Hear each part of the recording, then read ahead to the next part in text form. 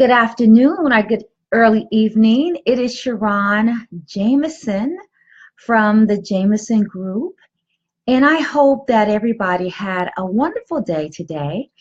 Well, I had an interesting day with customers, and I wanted to drop by to talk about how to manage manipulation. Hey, Candy, thanks so much for joining me.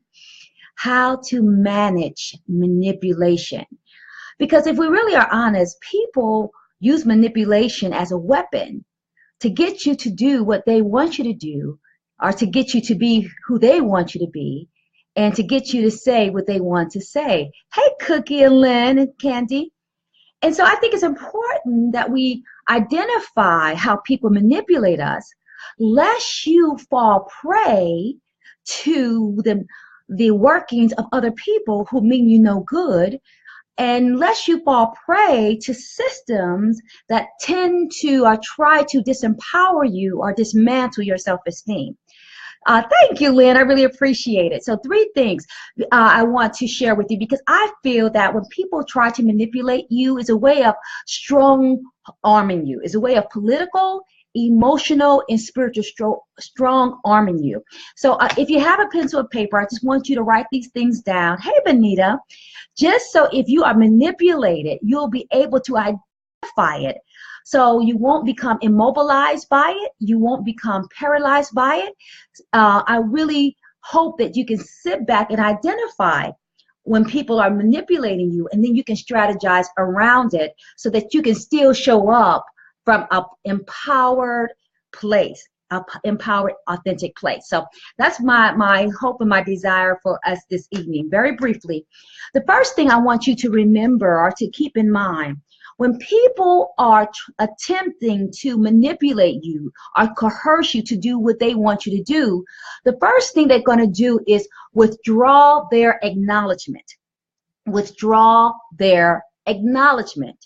And the reason why that's important is because one of the greatest human needs that we all have is to be heard, to be known, and to be seen. To be heard, to be known, and to be seen. Hey, Lisa. And so anytime we don't feel accepted and validated and seen and recognized and loved, we tend to start hustling for love. When we feel invisible and ignored, those feelings make us start hustling for love in ways that we give people our time, our talent, and our treasure in ways that they don't really deserve. That's why you can always tell when people are in relationships where they have to become people pleasers and they do what people want them to do, or when they try to buy people and buy them cars and things and stuff, or when people start giving away parts of their stuff, but also parts of their souls to be liked and to be loved. I want to encourage you that, hey, Ro and Lisa, you never have to hustle for love. You never have to hustle to be appreciated and validated and recognized. And then people try to make you hustle for love, they don't deserve you. And so if you can recognize that you're being manipulated and they're using the withdrawal of their affection as a weapon to immobilize you, or using the withdrawal of their acceptance to control you, if you identify it as a weapon, of course you will be hurt, but you won't be helpless. So it's so important to be able to identify when people are using tactics to dismantle you or try to control you, and resist it. Again, it might hurt, but never allow yourself to be pimped to be loved. You are not a parrot. You don't have to say what people want you to say. You're not a puppet. You don't have to do what people want you to do. You are not a pawn, and that you don't have to give away your soul and your spirit. Never allow somebody to pimp you for love. You don't have to hustle for love. You are worthy. You are amazing. And I want you to know that. But you have to know that internally, but also be able to understand when people are using manipulation as a weapon, call it a weapon, see it for what it is, so that you don't become disempowered. Because when you become disempowered, it starts to dismantle you, and you start acting needy versus needing. It's okay to be needing, ing, because we all need love and all need affection, but it's not okay to be needy when you start groping and groveling and acting in ways in the short term that you feel good because they're giving you love, but on the long term you start disrespecting yourself. Believe me, I used to do that in my 20s. When I think about some of the times I was chasing after people to love me, it makes me sick to my stomach. But hey, when we know better, we do better, and we all have done it. So always know that one of the ways that people can control you is when they withdraw their acceptance and withdraw their acknowledgement.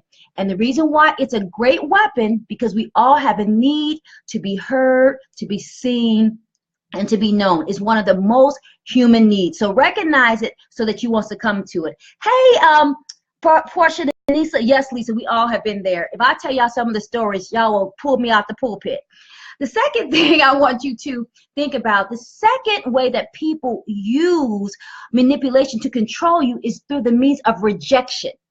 That's when people try to stabilize your self-esteem and your self-worthiness by trying to make you feel ignored, to make you feel disinvited, to make you feel that you don't count. And it's really intentional, because for someone to ignore you, they really have to put some energy to really ignore you. And you know when you are being ignored. Hey, Nakia and Roland and Dr. Smith. So always know when you're starting to feel triggered. This is what I tell people. When you're starting to feel triggered, when you're starting to feel that you will do anything to be included, that should give you some idea that you're being triggered and that you're starting to be manipulated. Because when people feel that they can control you by rejecting you, they will always withhold. They will always pull back. They will always disinvite you so that they can make you do what they want you to do. People do it in relationships.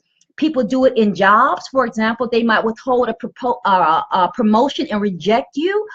We see it institutionally when racism and sexism, that's a different realm, but it's still a way of people rejecting who you are. It makes you question your self-worth and your self-esteem, but recognize that it's a weapon. And if you are able to identify it, you can work around it. Just know that when you feel rejected, you start acting in ways to prove your worth. And when you have to prove your worth, that's when people start abandoning their ethics. That's when people start abandoning their own souls. That's when people start being desperate. And anytime we make decisions from a place of desperation versus a place of inspiration, we are in a dangerous place. Anytime when we are willing to make decisions or feel that we're triggered to make decisions from a place of frustration and not from a place of information, we have become disempowered. So one of the things that I work with my clients, my corporate clients, as well as my one-on-one, understand and start being in tune when you feel that feeling the pit of your stomach, when you start feeling hurt, when you start feeling that people are pushing you away. Notice that feeling in your stomach when you get your feelings hurt, when people stop inviting you, or people just forget to call you, or you start feeling like you're on the outskirts. Recognize it. It happens. It's manipulation. Because if people will start, if people will change and start loving you because you're doing what they want you to do, you're a puppet.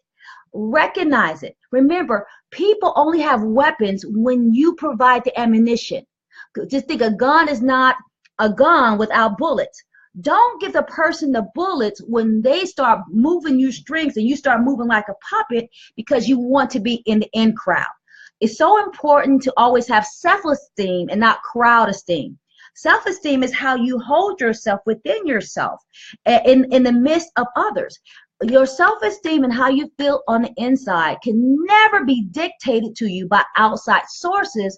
If so, You give people control over you, and then you become immobilized or paralyzed by their rejection. So recognize it.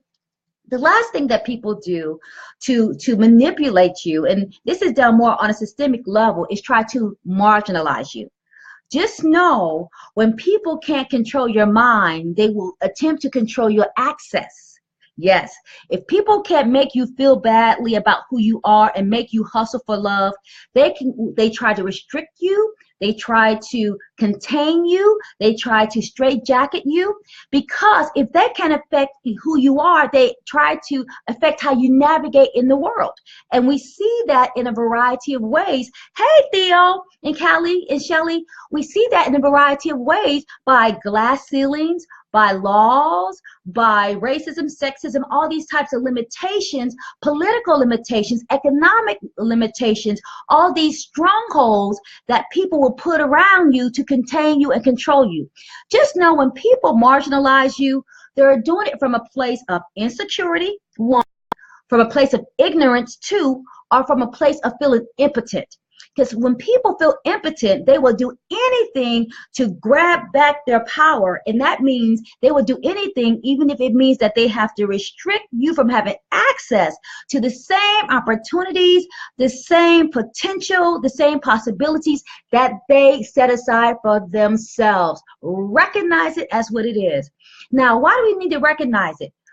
If you show up in the world as helpless and hopeless, you give away your power and you surrender your ability to strategize to work around a situation.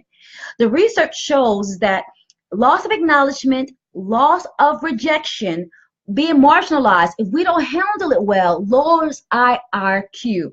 And if we decline our IQ, I can't say that, what happens is we start to succumb to the workings of the political, emotional, spiritual enemy. Recognize it for what it is. Know that people are trying to manipulate you. Stand back, get your bearings. If you got to cry, cry, fine. And then develop and create ways to attack in a way that's strategic, that's political, and that's emotional. But you got to get healed. So many times we become prey to people manipulating us because we don't love ourselves, or we have old wounds inside that people come and pull off the scabs, and then we become powerless and we start to disintegrate in ways that we start to lose respect for ourselves. So I just want to share that with you and encourage you to continue to work on your own self, continue to strengthen your own soul, continue to work on your self-esteem and your self-worth and your self-respect and your self-love, because nobody can make you feel badly about yourself without your permission.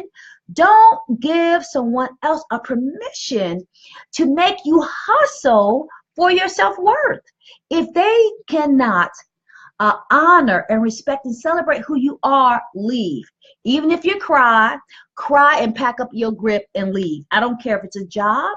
I don't care if it's an organization. I don't care if it's a marriage. In my practice, I see so many professional women, bold, beautiful, and brilliant, that allow themselves to be manipulated and coerced and controlled and caged and straitjacket and resisted and restrained and all other types of craziness, because even though they are successful on outside, they don't feel successful on the inside. They don't have enough love to resist the manipulation of people around them. So I want you to be aware of it. Let's dare to soar higher to be our best selves. So just know when you feel that people are withdrawing their acceptance or acknowledgement, recognize it. Recognize when you feel rejected, and recognize it when you feel marginalized. Just know if you feel triggered, just know that there's something that you need to do to go get some support, something that you need to do to heal those broken places, and we all have broken places, something that you need to do to heal those emotional scabs. Don't allow yourself to succumb to the manipulation of others. and you lose your own soul, or you betray your own soul. So I hope that helps. Let's dare to soar higher as we love ourselves and recognize that we are queens and kings worthy of self-respect. And if somebody does not have respect, that they don't deserve access to you. Always remember that being in your life is a gift and a privilege, not a guaranteed position. And when people start to abuse their position, they need to be deleted from your life. Yes, we're royalty. Let's act like it. Let's believe it. And let's navigate in the world as royalty. So I hope this helps. Thanks so much for staying with me. And let's Dare to Soar Higher. If you are not in the Dare to Soar Higher group, let's please sign up for that, because I'm going to be doing some more teaching this week. It's my joy, it's my desire that people feel good about themselves. For so long in my life, I have felt less than, and my feeling of less than has made me feel and made me be manipulated and underpaid and undervalued and undercompensated, because I did not know my worth. I didn't know my value, and I don't know my esteem. So it's my commitment that nobody feels and experiences some of the things that I have experienced. So let's dare to soar higher. Hey, Teresa. Hey, Chauncey. So thanks so much for joining me, and let's dare to soar higher as we love ourselves. Blessings to you always.